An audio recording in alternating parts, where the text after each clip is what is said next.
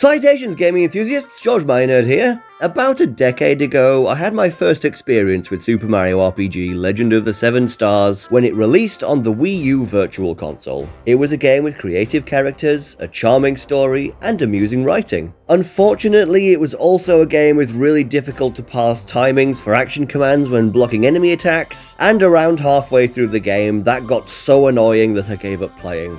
But then, years later, Nintendo surprised everyone by remaking this beloved classic. So I played it for a Let's Play on the channel, and boy did I hate it. Throughout the whole playthrough, I was surprised again and again by the near constant annoying and poor design choices in this game, that I'd been told by the internet for years is supposed to be a masterpiece. That playthrough is genuinely the least fun I've ever had with a Mario RPG, and now I would describe it as the only one that I actively dislike. So please, allow me to explain to you my perspective on this game for which I have no nostalgia and very little affection.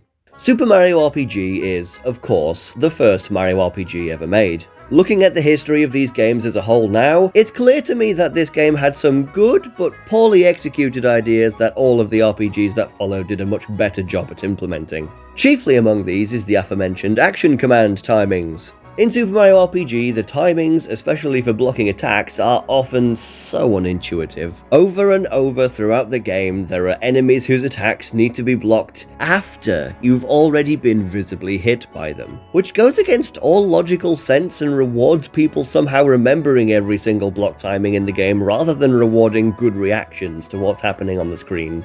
Like I said earlier, I played through the remake, which adds an incredibly helpful exclamation mark indicator for when you're supposed to press the button for action commands. And thank flipping goodness I did, because so many of these timings are so unnatural that I would never figure them out myself. These indicator icons in the remake actually make the game playable. The timings for blocking in the original are so atrociously terrible that blocking might as well not even be a mechanic past a certain point. Playing the original game, I would have just kept banging my head against these attacks, trying pointlessly to block them when it looks like I should, dying over and over until I quit the game.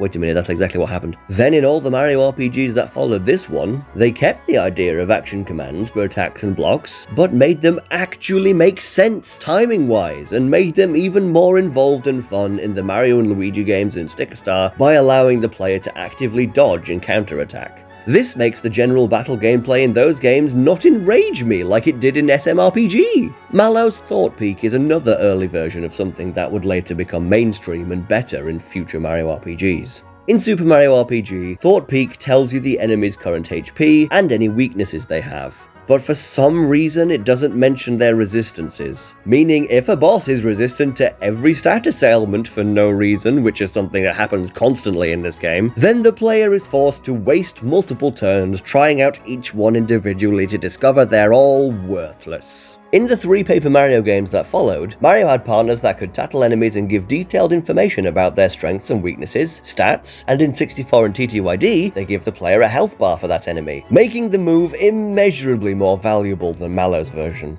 Health bars are extremely useful in turn-based role-playing games for figuring out your battle strategy, especially in bosses. Even if you don't want to go all the way and use actual bars, the Octopath Traveler games, for instance, have moves like Steal and Collect that can give the player a useful indication of roughly how close the enemy is to defeat without eating a turn. Frankly, it's kind of insane that the remake didn't make Thought Peak give you health bars or something, especially seen as it costs some FP, unlike the much more useful tattle in later games which is free to use.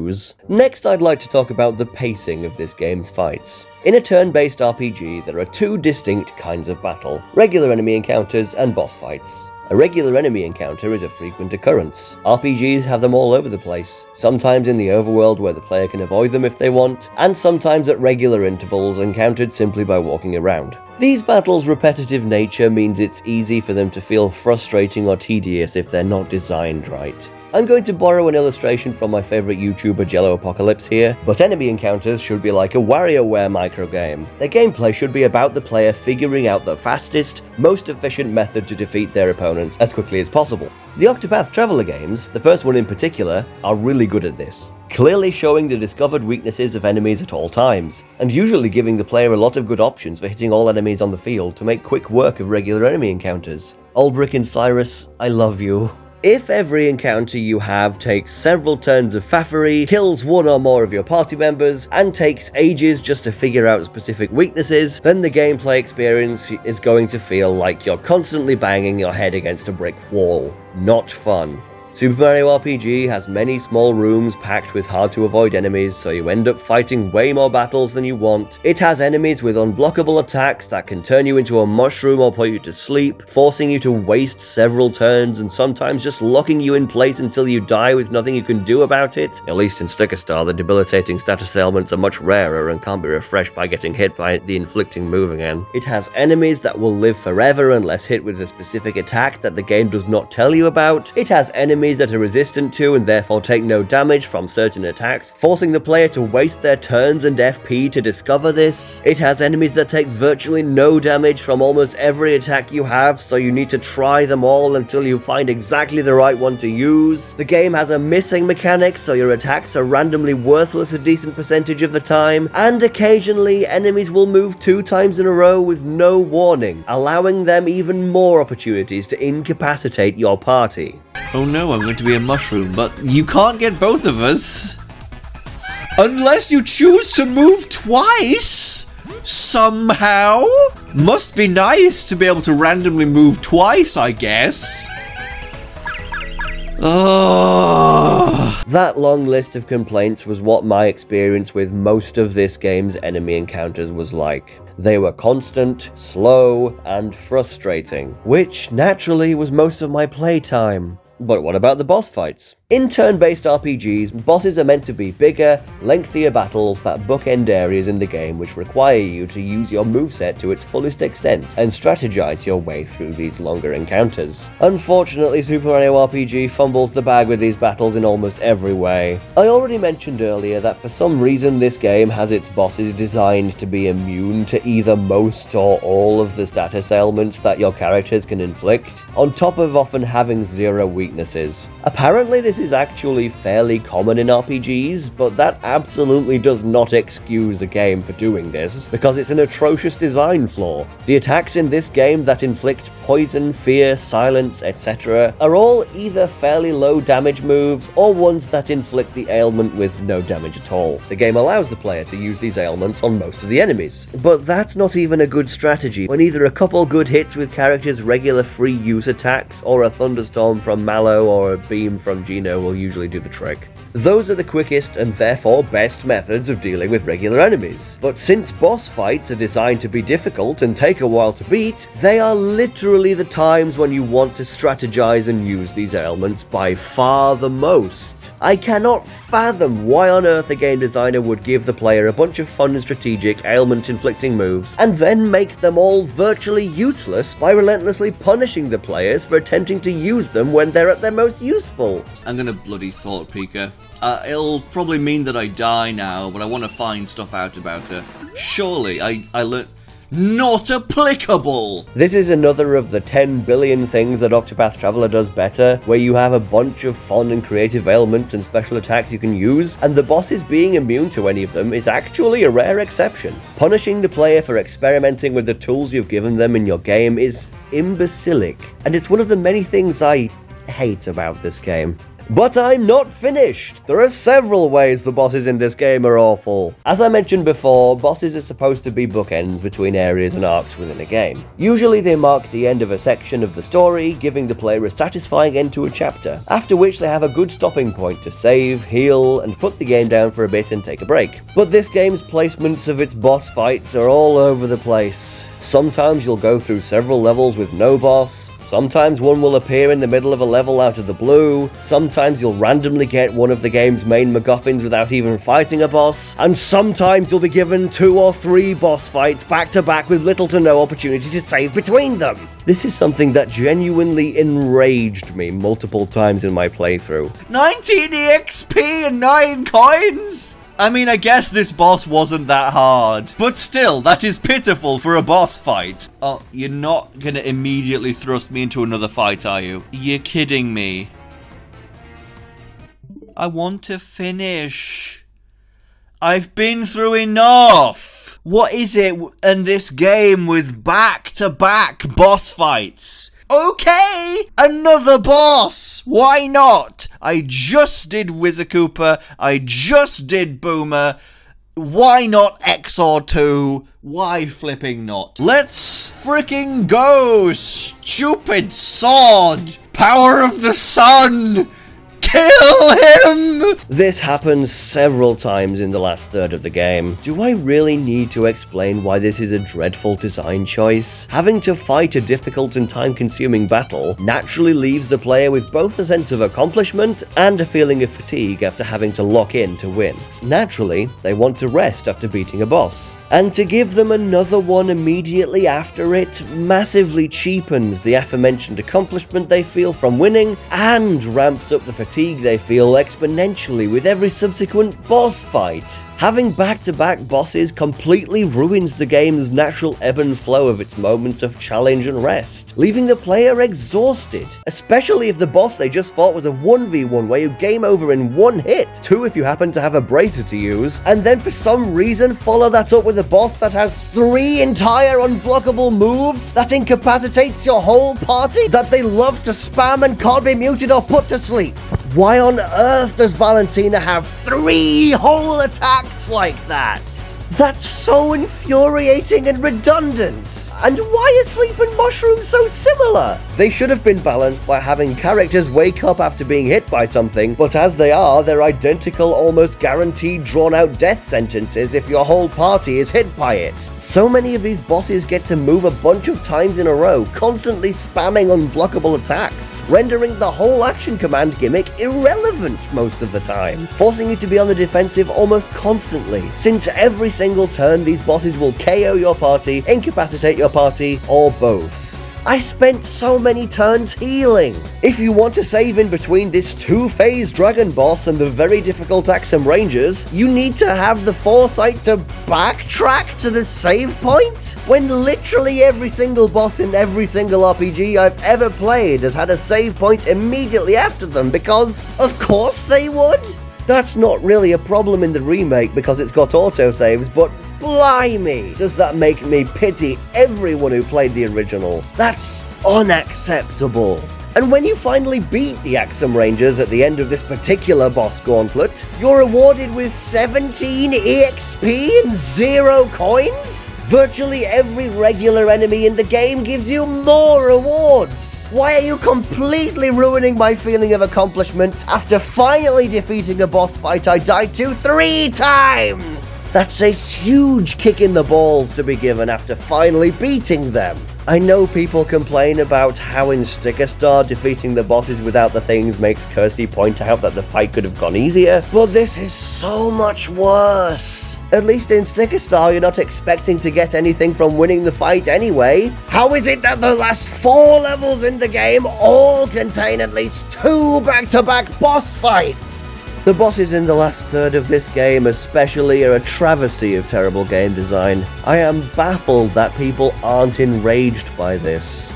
Oh great, put us all to sleep again. / kill us. Can't block this. It's been fun, guys. Just bloody kidding. Okay, let's calm down for a bit and talk about the story.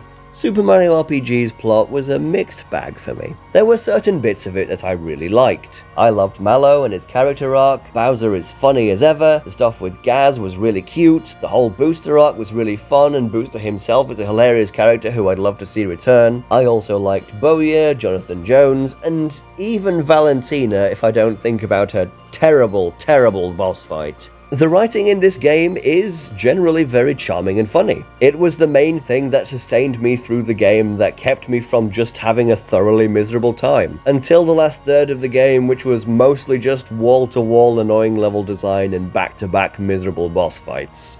But I do have some gripes with the story, mainly with the whole conceit of the Star Road and Geno. The whole needing to restore the Star Road so wishes can come true thing is honestly kinda really dumb. For one thing, it's our party's collective wish to stop Smithy, which we successfully accomplish without the help of the Star Road. People can still put in work and make decisions and accomplish stuff without having a wish be granted. People have free will, and also have the ability to make counter wishes on top of that. If you want to play a game with an actually good and thought out plot that heavily revolves around wishes where it's handled in an interesting way, I recommend you play In Stars in Time instead. That game actually takes time to think about the lore and rules of wishes in an engaging way, unlike Super Mario RPG, which failed to get me to actually care about fixing the Star Road. Geno himself is a really cool character conceptually and design-wise, but after playing through the game for myself, I don't understand the hype around him. Almost every word out of his mouth is just exposition. He's there to tell the player the stakes and suggest what to do next, and that's pretty much it. Unlike Mallow, who has a distinct personality and character arc across the game, Geno remains the same wooden character from start to finish. There's nothing to him personality-wise, besides being dutiful, I suppose. So, I've spoken a lot about this game's many terrible battle attributes, and a bit about its less than stellar story and pacing. But don't worry, this game has plenty more garbage aspects for me to complain about where they came from. Unfortunately, a lot of this game's overworld and dungeons suck too. The underground areas especially. I wandered around Kerosua's Lost for ages. I wandered around Mole Mines, trying to chase after Croco for ages, eventually discovering that you find him by waiting around in the room you started the chase in for a minute, which is an insane solution to that problem, which the game never hinted me towards. Those stupid antholes in the desert suck so bad, being extremely janky to enter with the proper timing. The Loam Temple after is really dumb by making the player pay 50 coins for the chance to make progress. Right next to it is also a pointless spring back to the beginning of the desert that costs 100 coins to use, as if the player didn't have enough opportunities to throw their money into the garbage in this stupid cave. Then after going through all that faffery, you arrive at a town that doesn't progress the story at all, and then you need to go through the stupid antholes again? But only a little bit, and then an extremely missable path off to the side where you need to go appears? Why would I expect these holes that lead underground, which already took me to the wrong location once, to also take me to a cliff leading to the clouds? Why would a cliff to the clouds be accessible through holes in the ground? And another thing, why are the game's 2 entire party healing items so easy to miss? Apparently the first one is available only from a shop in Tadpole Pond that I missed on my playthrough, and the other one is an expensive item with no indication of what it even does in the item description. Why would anyone waste their coins on something like that? Why would the devs make such extremely important items so easy to completely miss? Those things could have saved me so much grief in the boss fights. At least Peach can do party heals too, but only when she's not dead, which she frequently is during those garbagely balanced boss fights. This game also hates giving the player save points, rarely being placed after bosses, probably assuming people will remember there are save points in the inns even though this game heals the player after every boss fight, so there's rarely a reason to go to them. Also, the character's various hit all the enemies moves take too long to unlock. Mario especially didn't get one until the fricking volcano on my playthrough. Screw Dr. Topper and his poorly worded puzzles. And I am tired of all these games forcing me to jump with the B button. Jump was A in all the games I grew up with, and I get it wrong constantly when I can't set it away. Devs, let people set their preferred jump button. This is genuinely something that ruins my gameplay experience constantly.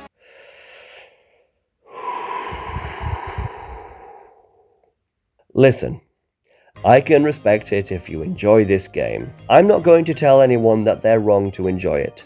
Like most other games, Super Mario RPG has good parts and bad parts, and Mr. Kipper is my best friend who's always there for me at my lowest point. I certainly have experience in being a fan of Flawed games. I don't want to sink to the level of all the obnoxious Thousand Year Door fans who kept telling me my love for Sticker Star was invalid.